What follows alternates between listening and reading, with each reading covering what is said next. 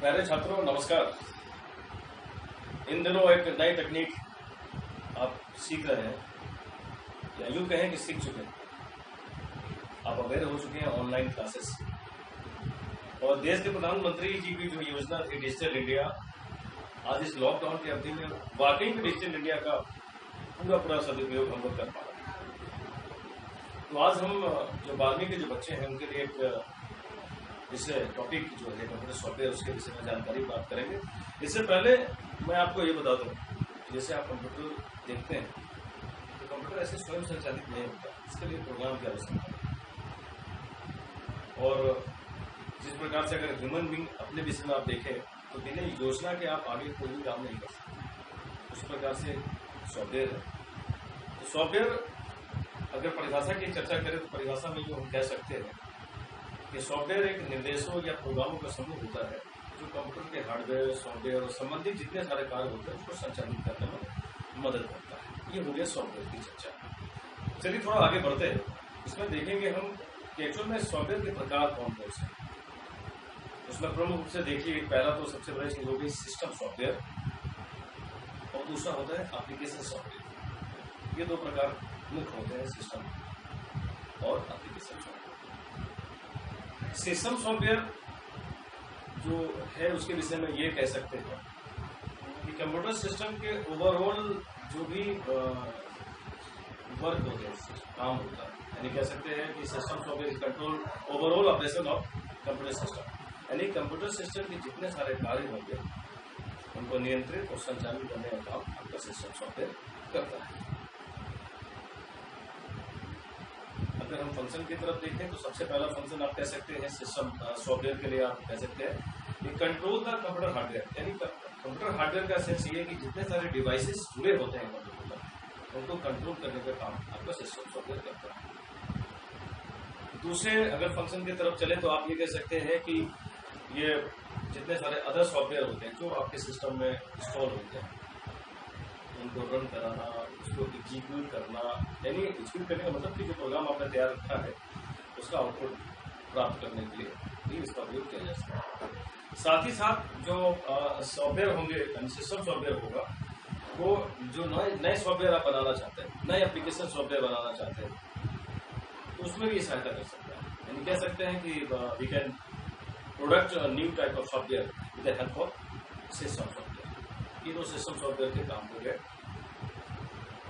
अब अगर हम इसके प्रकारों को समझें, यानी कि सिस्टम सॉफ्टवेयर कौन कौन से प्रकार होते हैं, तो प्रमुख रूप से आपका एक होगा system control software, system support software, और एक का होगा सिस्टम डेवलपमेंट सॉफ्टवेयर। आइए बारी बारी से पहले इसके विषय में समझते हैं कि ये सॉफ्टवेयर क्या है। सिस्टम कंट्रोल सॉफ्टवेयर का मतलब ये हो गया कि इसके नाम में आप बोलिए सिस्टम कंट्रोल, सिस्टम मतलब कंप्यूटर सिस्टम, कंट्रोल का मतलब जो सिस्टम पे आप सॉफ्टवेयर को आपने रखा है उसको कंट्रोल करने का काम सिस्टम सॉफ्टवेयर। उसमें एक एग्जांपल हम समझेंगे, उसमें एक आता है आपका ऑपरेटिंग सिस्टम।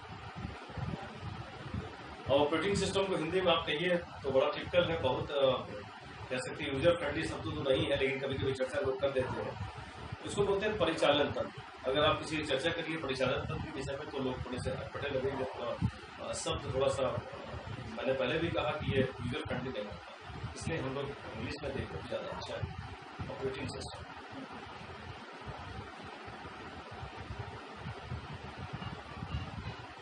तो ऑपरेटिंग सिस्टम की परिभाषा में हम कह सकते हैं कि ऑपरेटिंग सिस्टम एक ऐसा प्रोग्राम है जो सिस्टम के संपूर्ण कार्य प्रणाली को संचालित और नियंत्रित करने का कार्य करता है। इसमें प्रमुख ऑपरेटिंग सिस्टम में जो वर्तमान समय में आप यूज कर रहे हैं, विंडोज यूज कर रहे हैं, विंडोज के बहुत सारे वर्जन आ चुके हैं, लाइनेक्स ऑपरेटिंग सिस्टम है, माइक्रोसॉफ्ट डिस्क ऑपरेटिंग सिस्टम है, यूनिक्स ऑपरेटिंग सिस्टम, ये सारे एग्जाम्पल ऑपरेटिंग सिस्टम के अंदर आते हैं। अब आइए थोड़ा सा हम लोग देखते हैं इसमें कि जो ऑपरेटिंग सिस्टम है उसमें कौन कौन से उसके फंक्शन हो सकते हैं, अनेक कार्य हो सकते हैं। उसमें सबसे पहला है जॉब मैनेजमेंट। जॉब मैनेजमेंट का मतलब ये है कि आप कंप्यूटर को निर्देश देते हैं, जो डेटा इनपुट करते हैं उससे प्रक्रिया होती है, प्रक्रिया होने के बाद वो डेटा आउटपुट ली जाती है।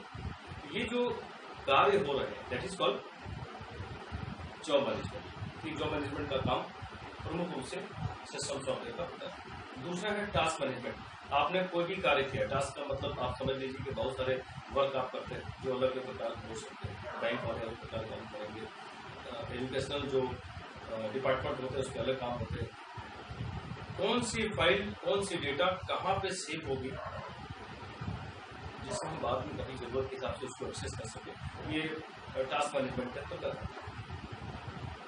उसके बाद है डेटा मैनेजमेंट। डेटा मैनेजमेंट के अंतर्गत जो फाइलें आपने बनाई है वो पर्टिकुलर डिस्क में स्टोर रहती है, जब जरूरत पड़ेगी आप उसको एक्सेस कर सकते हैं। That is called data management. अगला महत्वपूर्ण एक जो कार्य है वो है आपका सिक्योरिटी, सुरक्षा मैनेजमेंट, सुरक्षा प्रबंधन कह सकते हैं इसमें है कि जैसे आपने कोई भी फाइल बनाई और फाइल आपकी सुरक्षित हो, कोई उसका यूज ना कर पाए, कोई उसको डिलीट ना कर पाए, रिमूव ना कर पाए, वो सारे जो कार्य होंगे वो सिक्योरिटी मैनेजमेंट को बताता है। एक आपका है boot strap management. Boot strap management के अंतर्गत वो डिटेल और भी मैं आपको बताऊंगा आगे। उसके आगे हम लोग चलते हैं। दूसरा जो प्रकार है सॉफ्टवेयर है वो type of system support software. System support का मतलब जैसे आप जो भी सिस्टम को आप चला रहे हैं, कंप्यूटर सिस्टम को जो ऑपरेट कर रहे हैं उसमें जो सहायता पहुंचा है, जिससे सबसे पहला आप ले लीजिए आप यूटिलिटी सॉफ्टवेयर या यूटिलिटी प्रोग्राम कह सकते हैं। यूटिलिटी का मतलब ये होगा कि सिस्टम को मेंटेन करने में, सिस्टम को चलाने में, सिस्टम में जो दिक्कतें आती हैं उन सबको मैनेज कैसे करना है। उसमें सबसे छोटा सा एग्जांपल आप दे सकते हैं, उसमें टेक्स्ट एडिटर है जहाँ छोटे छोटे प्रोग्राम तैयार करते हैं, लिखते हैं। उसके बाद बैकअप, जैसे आपने कोई प्रोग्राम बनाई तो उसकी बैकअप ले जाए, बाद में कभी अगर फाइल डिलीट हो गई तो उसको हम रिकवर कर सकते हैं। और वर्तमान समय में बहुत बड़ी समस्या है वायरस। अब ये तो नहीं कर सकते हैं कोरोना वायरस को भी इसको एंटीवायरस के थ्रू हटा सकते हैं, बट वायरस एक ऐसे प्रोग्राम होते हैं, वो भी सॉफ्टवेयर, उसके बहुत सारे वैरायटी है, बहुत सारे कारण होते हैं। उसमें ये हो सकता है कि आपके सिस्टम में बहुत सारी फाइलें हैं, अचानक वो गायब हो गई, बहुत सारी फाइलें अपने आप जनरेट हो जाती है। तो अगर हम अपने सिस्टम में एंटी वायरस प्रोग्राम को डाउनलोड कर लेते हैं तो हम इन सब चीजों से बच सकते हैं। उसके बाद अगला पार्ट जो आप देखेंगे सिस्टम सॉफ्टवेयर सपोर्ट सॉफ्टवेयर में, वो है लाइब्रेरियन, और एक होगा performance monitor program. Performance monitor program का मतलब होता है कि जो भी टास्क, जितने प्रकार के आप काम कर रहे हैं, इस सिस्टम सॉफ्टवेयर केवल इतना करता है कि आपके द्वारा किए गए जितने सारे परफॉर्मेंस होंगे, काम होंगे, उसको वो मॉनिटर करता है, देखता है, आपको इंडिकेट करता, बताता है। अगले प्रकार में प्रमुख रूप से आता है सिस्टम डेवलपमेंट सॉफ्टवेयर, सिस्टम विकास। अगर नए सॉफ्टवेयर आप विकसित करना चाहते हैं, बनाना चाहते हैं, तो वो सिस्टम डेवलपमेंट सॉफ्टवेयर की सहायता से कर पाएंगे। इसमें लैंग्वेज ट्रांसलेटर, हिंदी में उसको कह सकते हैं भाषा अनुवादक। भाषा अनुवादक प्रमुख रूप से 3 प्रकार के हैं, वैसे आप तो सब जानते होंगे, पिछले कक्षाओं में पढ़ा भी होगा। सबसे पहला है असेंबलर, दूसरा है आपका इंटरप्रेटर, और तीसरा होता है कंपाइलर। ये 3 प्रकार के जो है ये भाषा अनुवादक या लैंग्वेज ट्रांसलेटर होते हैं। सही कह रहा हूं मैं? आज आई होप कि आप समझ रहे हैं मुझे मैं बताऊं। तो सबसे पहले चलिए हम चलते हैं असेंबलर की।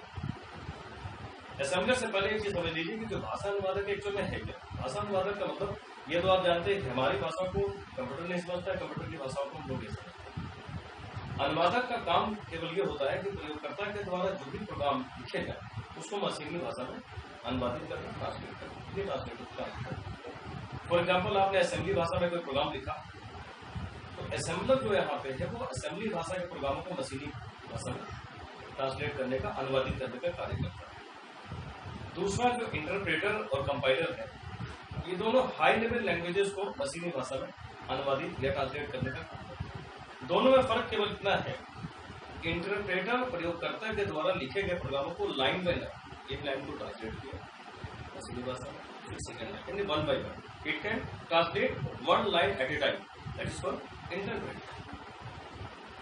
कंपाइलर दूसरी ओर देखिए तो फुल प्रोग्राम, जो आपने प्रोग्राम तैयार किया हाई लेवल लैंग्वेज में, पूरे प्रोग्राम को एक ही समय में कंपाइल करके ट्रांसलेट करने का मशीनी भाषा। तो ये अलग अलग प्रकार के भाषा अनुवादक हो गए, जिनका काम होता है केवल प्रयोगकर्ता की सहायता करना, जिससे कि आसानी से वो अपने कार्य को कर सके। इसके अंतर्गत 2 और चीजें हैं। एक है लिंकर। इसको लिंकर का मतलब कह सकते हैं लिंक करना। जो प्रोग्राम आप तैयार कर रहे हैं, जो कुछ आप लिख रहे हैं, जो कार्य आप कर रहे हैं, आपको अलग प्रोग्राम से जोड़ना, लिंक करने का काम। लोडर एक ऐसा शब्द है, जैसे आप शब्दों के हिसाब से भी अनुमान लगा सकते हैं। जो प्रोग्राम लिंक हुआ वो प्रोग्राम लोड होगा आपके सिस्टम, जब लोड होगा तभी हम उसको देंगे। तो ये इस प्रकार से हम कह सकते हैं कि सिस्टम डेवलपमेंट जो सॉफ्टवेयर है, इनके अलग अलग कार्य हो सकते हैं। एक दूसरा प्रमुख प्रकार हमने आपके सॉफ्टवेयर के इसमें बताया था, वो था एप्लीकेशन सॉफ्टवेयर।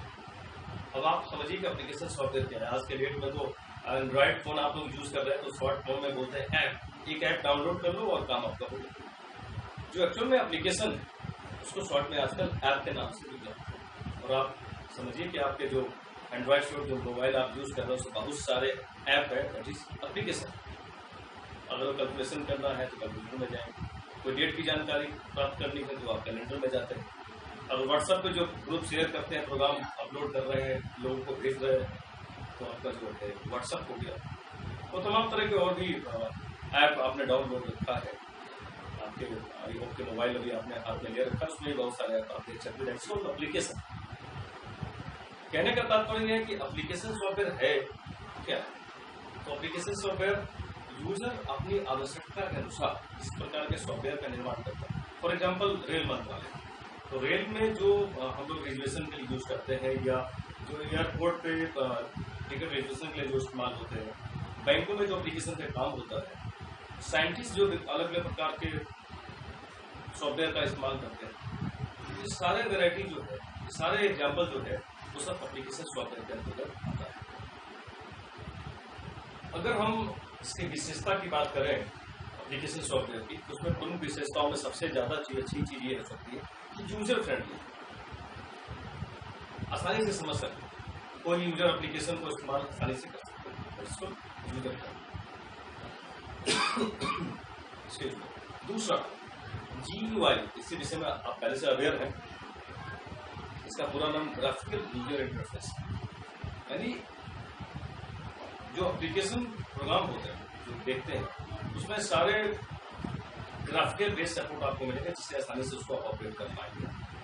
और सबसे महत्वपूर्ण चीज है, जो आज हम इंटरेक्ट हो रहे हैं, आपसे जुड़ रहे हैं, जिसको ऑनलाइन है, तो किस प्रकार लोगों से जुड़ेंगे, किस प्रकार कांटेक्ट करेंगे, किस प्रकार से कुछ सूचना प्राप्त करेंगे, वो सारी चीजें जो है वो ऑनलाइन हेल्प को काम करेंगे।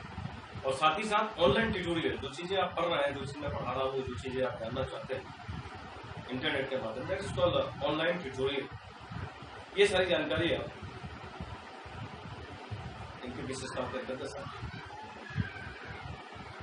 अब एक महत्वपूर्ण विषय और भी है, जिसमें बोल सकते हैं the types of application software. Application software के एक्चुअली प्रकार कितने हैं? इसमें दो प्रमुख प्रकार हैं एप्लीकेशन सॉफ्टवेयर के। पहला है जनरल पर्पस एप्लीकेशन सॉफ्टवेयर, दूसरा है special purpose application software. General purpose software, तो सबसे पहला जनरल पर्पस एप्लीकेशन सॉफ्टवेयर के विषय में जानते हैं। जनरल पर्पस सॉफ्टवेयर ऐसे सॉफ्टवेयर होते हैं जो सामान्य प्रयोगकर्ता को ध्यान में रख करके सॉफ्टवेयर का निर्माण किया जा सकता है। फॉर एग्जाम्पल, जैसे आप कोई लेटर से संबंधित कार्य करना चाहते हैं, डॉक्यूमेंटेशन से कोई संबंधित कार्य करना चाहते हैं, तो आप उसके लिए आपके लिए वर्ड प्रोसेसर है। वर्ड प्रोसेसर में आप कह सकते हैं MS वर्ड है, और पहले के समय में लोग यूज करते थे वर्ड स्टार यूज होता था। तो इसमें हम एप्लीकेशन तैयार कर पाएंगे, डॉक्यूमेंट तैयार कर पाएंगे, ये सारे काम आप वर्ड प्रोसेसर की सहायता से। दूसरा एक महत्वपूर्ण जो सॉफ्टवेयर इसके अंतर्गत आता है वो है स्प्रेडशीट।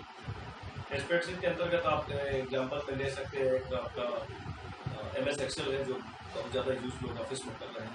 दूसरा, इससे पहले जो यूज होता था वो लोटस 1 2 3, ये प्रचलन में रहा कभी, लेकिन आज जब हम लोग एक्सेल की तरफ यूज हो गए या करने लगे, तो फिर लगभग मान के चलिए लोटस 1 2 3 ज़्यादा इस्तेमाल नहीं होता। तीसरी जो चीज़ आ गई आपकी, जो है डेटाबेस मैनेजमेंट सिस्टम, DBMS।